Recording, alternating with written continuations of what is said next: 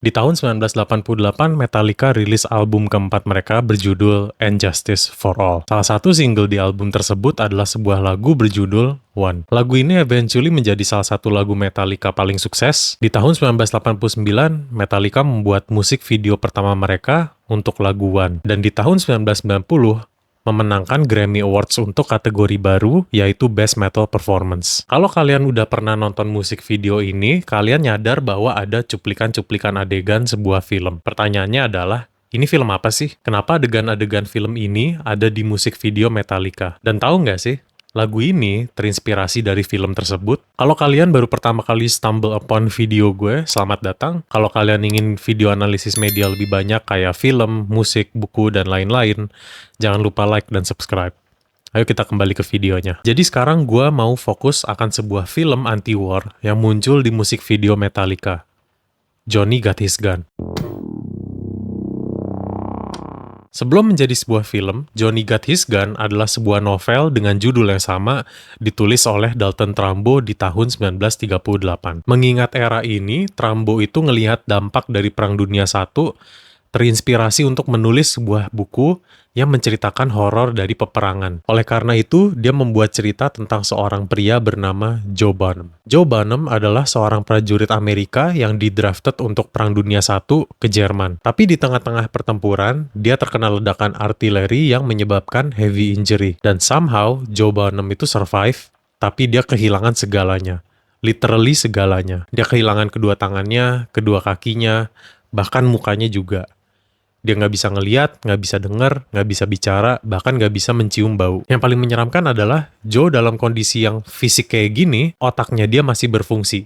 Dan Joe sepenuhnya masih sadar. Judul dari bukunya, Johnny Got His Gun, itu sebenarnya plesetan dari phrase Johnny Get Your Gun. Sebuah slogan yang dipakai untuk nge-encourage orang-orang muda Amerika join militer di periode akhir abad 19 ke awal abad 20. Karena buku ini saking anti-war, buku ini sempat berhenti produksi di periode Perang Dunia Kedua. Karena takut dianggap anti-Amerika ketika mereka sedang berperang melawan fascism. Dan buku ini akhirnya dipublikasi lagi di tahun 1959. In the end, akhirnya dijadikan film. Di tahun 1971, 32 tahun setelah bukunya dipublish, cerita ini akhirnya diadaptasi jadi film oleh Dalton Trumbo sendiri. Ketika Trumbo publikasi bukunya, literally di bulan yang sama, Perang Dunia II dimulai. Tapi film ini dirilis di pertengahan Perang Vietnam. Walaupun bukunya originally ditulis sebagai kritik Perang Dunia I, somehow cerita ini selalu relevan untuk Perang Dunia Kedua dan Vietnam War. Cerita dari filmnya kurang lebih sama dengan bukunya. Joe Bonham itu seorang prajurit yang kena ledakan artileri sehingga dia terkurung di dalam tubuhnya tanpa ada koneksi dengan dunia luar. Di awal film, saat opening credits yang hampir selesai, kita bisa dengar suara artileri yang mendarat dan meledak. Scene pertama adalah POV dari Joe Bonham di atas meja operasi. Kasus Joe ini berada di bawah naungan Kolonel MF Tillery. Menurut hasil operasi dia, bagian otak yang selamat dari tubuhnya Joe adalah bagian medulla oblongata. Itu adalah bagian otak yang ngontrol involuntary function tubuh kita, kayak bernapas, detak jantung, tekanan darah. Jadi kolonel ini membuat kesimpulan bahwa walau bagian otak cerebellumnya masih bisa memberikan sinyal untuk menggerakkan tubuh, itu akan dianggap sebagai muscle spasm dan harus disedasi jika itu terjadi. Bahkan Kolonel MF Tillery mengatakan secara eksplisit bahwa dia sangat yakin cerebrumnya Joe itu rusak. Karena kalau dia tahu bahwa Joe itu masih sadar, dia nggak akan ngebiarin Joe itu hidup dari awal. The cerebrum has suffered massive and irreparable damage. Had I not been sure of this, I would not have permitted him to live. Karena kolonel ini sangat yakin bahwa Joe itu basically brain dead, dia ingin membiarkan tubuhnya Joe itu digunakan sebagai medical experiment dengan harapan bisa membantu orang lain di masa depan. Walaupun jujur aja sebenarnya gue nggak ngerti dan gue nggak tahu apa keuntungan yang bisa didapatkan dengan membiarkan Joe itu hidup. Dan tragisnya adalah kolonel ini salah total dan Joe ternyata masih sadar. Otaknya itu berfungsi seperti normal. Film ini menggunakan dua gaya visual yang berbeda.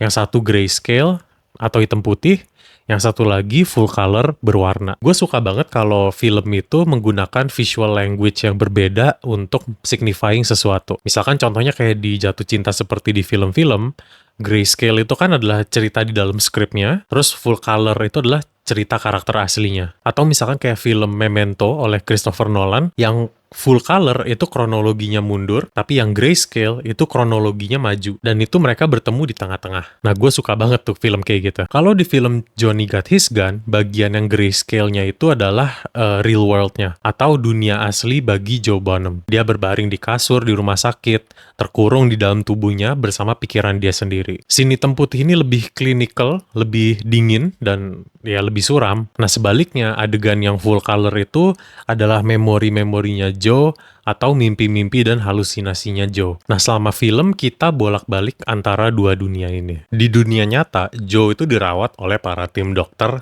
dan nurse untuk nyembuhin luka-luka dia. Tapi kita tahu kalaupun Joe sembuh dari luka-luka dia itu bukan manusia lagi sebenarnya. Joe sendiri yang bilang dia itu like a meat that keeps on living. I'm just like a piece of meat that keeps on living. Dia napas dari selang, dia makan pakai selang. Dia itu hanya existing, dia itu bukan living. Bahkan para dokter yang nanganin dia itu nggak memperlakukan dia sebagai manusia. Dia setelah dirawat itu disimpan dalam gudang. Yang memperlakukan Joe sebagai manusia itu adalah para nurse, bukan dokter ataupun petinggi militer. Dalam dunia full color, dia mengingat-ingat kembali memori dia bersama pacarnya Karin. Momen-momen sebelum dia berangkat perang, momen-momen masa kecil dia sama keluarganya, specifically sama bokapnya. Bahkan memori terakhir sebelum dia kena ledakan artileri. Tapi selain memori, dia itu juga mimpi dan halusinasi. Dia mimpi bertemu dan ngobrol dengan para korban-korban perang lainnya. Mereka ngumpul dan ngobrol bareng Yesus. Dia mimpi juga dia abandon oleh orang-orang tercinta dia. Dan gue ngerasa kontras antara kedua dunia ini itu sangat heartbreaking. Karena jujur aja gue gak bisa ngebayangin seberapa sengsaranya Joe. Ini bener-bener nightmare fuel bagi gue. Di dunia nyata, Joe membutuhkan waktu untuk memahami situasi dia. Ketika dia bangun, dia tuh nggak ngeh kalau dia itu buta atau tuli. Tapi dia perlahan-lahan menyadari kalau dia itu kehilangan keduanya. Perlahan-lahan, dia menyadari bahwa dia kehilangan semuanya. Kedua tangan dia, kedua kaki dia, muka dia, rahang dia. Semua panca indera dia. Dan ini scene di mana Joe itu freak out ketika menyadari situasi dia, sedangkan para dokter dan nurse itu melakukan inspeksi yang rutin. Tapi Joe terperangkap dan gak bisa mengutarakan perasaan dia. You've cut off The my tissues are well arm! opposed. My arm! Remove the Oh rest. my God, why did you do a Then thing like recleanse that? the wound. Suatu hari, head nurse yang baru itu memutuskan untuk jendela ruangannya Joe selalu dibuka, walaupun itu melawan perintah dari kolonel. Setelah jendela dibuka, Joe bisa ngerasain kehangatan dari sinar matahari. Dia mulai menghitung setiap kali dia ngerasa sinar matahari, bahkan dia berhasil ngitung sampai 1 tahun. Tapi at the end, dia itu tetap nggak tahu dia ada di hari apa. Bahkan dia cuma nyadar seberapa lama dia udah keperangkap. At least sampai akhirnya perawat yang nanganin dia itu menulis Merry Christmas di dadanya Joe. Ini hal yang kecil, tapi sangat-sangat berarti bagi Joe. Karena sekarang dia punya patokan untuk ngitung hari. Suatu hari di mimpi dia, Joe bertemu dengan bapaknya. Bapaknya nanya, Joe, lu masih ingat Morse Code nggak? Still remember the Morse code? Dan dari sini, Joe akhirnya mencoba berkomunikasi menggunakan sandi Morse dengan nganggukin kepala dia. Ketika si perawat ngelihat Joe bergerak-gerak, ngangguk-ngangguk kepala, dia manggil dokter. Tapi karena dokter merujuk ke dokumen perintah dari Kolonel M.F. Tiller di awal, perintahnya adalah gerakan-gerakan Joe dianggap sebagai kejang dan harus disedasi. Walaupun si perawat bilang kalau ini kayaknya bukan kejang karena berpola. Akhirnya si nurse sadar kalau anggukan ini adalah kode Morse. Dan Joe mencoba untuk berkomunikasi. Akhirnya, dia manggil para military officials, dokter, dan juga ada pendeta. Dan mereka bisa ngedecode apa pesan dari Joe. Pesan sandi Morse dari Joe adalah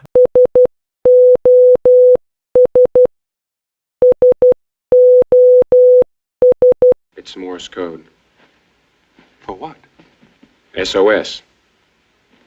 Help.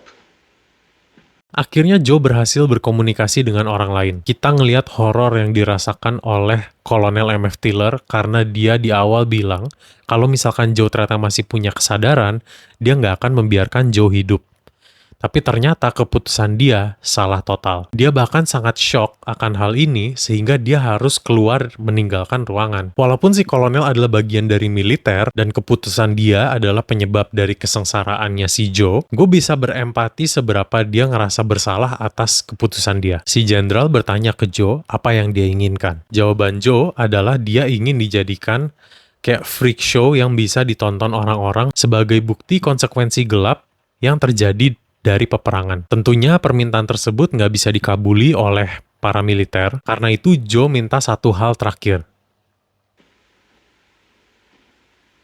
Kill me.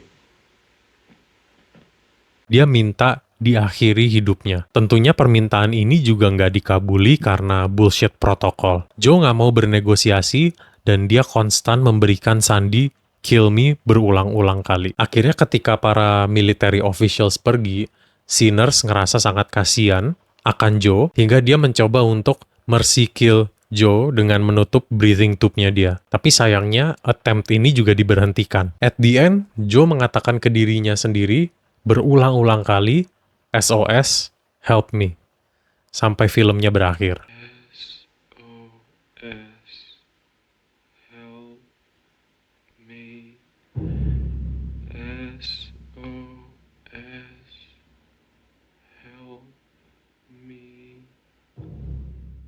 Bro, jujur film ini emang depressing banget sebenarnya. Filmmaker François Truffaut terkenal berargumen mengatakan there's no such thing as anti-war film. Karena kebanyakan film-film yang condemn peperangan, one way or another, mereka itu juga glorify dan romanticize peperangan itu sendiri. Film klasik kayak Apocalypse Now, Full Metal Jacket, Platoon, atau bahkan film-film modern kontemporer kayak Hacksaw Ridge, Civil War sama Warfare. Tapi Johnny Got His Gun menurut gue adalah film paling cocok untuk mempunyai label anti-war. Film ini nggak ada battle scene bombastis kayak Saving Private Ryan, nggak ada victory atau kayak inspirational speech. Film ini hanya fokus pada penderitaan akibat perang. Johnny Got His Gun menang penghargaan Grand Prix di film Festival Cannes di tahun 1971. Tapi film ini nggak pernah jadi mainstream blockbuster. Mungkin karena filmnya terlalu disturbing kali ya. Tapi film ini dari dulu itu udah punya cult following. Tapi di akhir tahun 80-an, hampir 20 tahun setelah filmnya rilis, Metallica discover film ini. Di tahun 80-an, Metallica adalah salah satu band metal terbesar di dunia. Dari album debut mereka, Kill 'Em All, terus Ride the Lightning, terus Master of Puppets, dan tahun 88, mereka rilis album keempat mereka, And Justice for All. Salah satu lagunya adalah One. Lagu ini terinspirasi dari film Johnny Got His Gun. Kalau kalian baca liriknya, itu sangat obvious liriknya itu menceritakan tentang nasibnya Joe Bonham. Apalagi bagian breakdown-nya. Darkness imprisoning me, all that I see, absolute horror, I cannot live, I cannot die, trapped in myself, body my holding cell. Ya ini Joe Bonham terperangkap di tubuhnya sendiri dalam kegelapan. Terus di bagian terakhir liriknya juga, landmine has taken my sight, taken my speech, taken my hearing, taken my arms, taken my legs, taken my soul, left me with life in hell. Practically itu adalah rangkuman dari filmnya kan. One itu salah satu lagu Metallica favorit gue. At least top 3 lah menurut gue. Gue suka bagaimana struktur lagunya itu diawali dengan melodi yang lebih soft, dengan gitar yang clean, terus akhirnya itu dengan breakdown yang full distortion, full blast dengan double pedal drumnya dimainin. Bahkan di akhir double pedalnya aja udah kayak suara machine gun sebenarnya kan.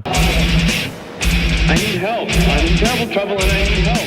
Tentunya lagu se-epic ini harus dikasih music video, dan lagu ini adalah music video Metallica pertama. Dan gak kayak kebanyakan estetik metal di tahun 80-an, musik video One itu dark dan gloomy, kayak literally dark, gelap. Videonya itu sendiri sebenarnya performance Metallica main lagu One, kayak di warehouse gitu, dengan lighting yang gelap. Tapi performance ini juga di-cut dengan cuplikan-cuplikan adegan film Johnny Got His Gun. Dan klip-klip yang dipilih itu juga memperkuat narasi dari lagunya One. Dari Joe berbaring di rumah sakit, Joe memohon untuk diakhiri hidupnya.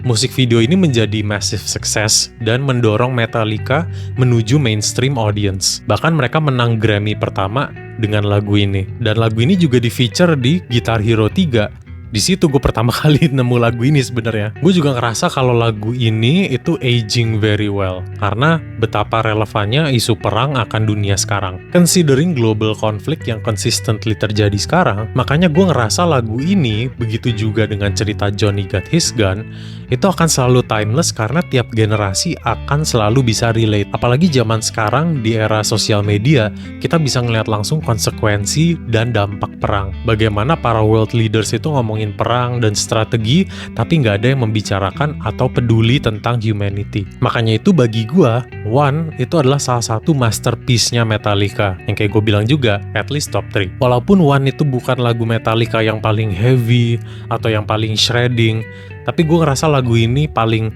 raw, paling real. Dan itu yang gue appreciate dari lagu One. Dan gue juga nge-appreciate bahwa lagu ini memperkenalkan gue pada film Johnny Got His Gun. Kalau kalian masih nonton di titik ini, terima kasih banyak. Jangan lupa like dan subscribe untuk video media analisis lebih banyak. Komen juga di bawah kira-kira apa lagi yang kalian pengen gue analisis. Sampai jumpa di video berikutnya.